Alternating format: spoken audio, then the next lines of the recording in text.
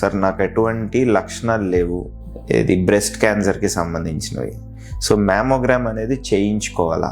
Yes, compulsory 40 years దాటిన ఆడవాళ్ళందరూ mammogram చేయించుకోవాలి.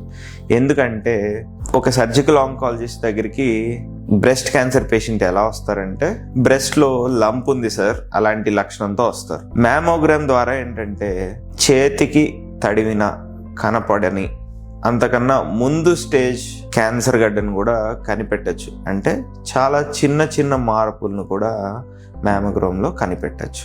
దీనివల్ల ఏంటంటే వెరీ ఎర్లీ స్టేజ్లో డయాగ్నోస్ అవుతుంది. ఎర్లీ స్టేజ్లో డయాగ్నోసిస్ అయితే 100% క్యూర్ అనేది very much possible. So 40 years దాటిన తర్వాత ప్రతి ఒక్కళ్ళు మ్యామోగ్రామ్ అనేది చేయించుకోవాలి. మిత్ ఏంటంటే మ్యామోగ్రామ్ అనేది వెరీ పెయిన్ఫుల్ అని. అస్సలు కాదండి, మ్యామోగ్రామ్ అనేది జస్ట్ ఎక్స్రే తీయించుకున్నట్టే. రీసెంట్ గా డిజిటల్ మ్యామోగ్రామ్ అని, 3D మ్యామోగ్రామ్ అని ఇలా టెక్నాలజికల్ అడ్వాన్సెస్ అన్నీ వచ్చాయి. బ్రెస్ట్ లోపల టిష్యూని ఇంకా క్లియర్గా చూపిస్తున్నాయి.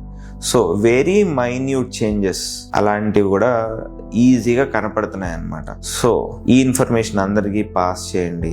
40+ ఆడవాళ్ళందరూ మ్యామోగ్రామ్ చేయించుకుంటే దాని యొక్క ప్రయోజనాలు అందరికీ తెలిసేలా చేయండి. Thank you.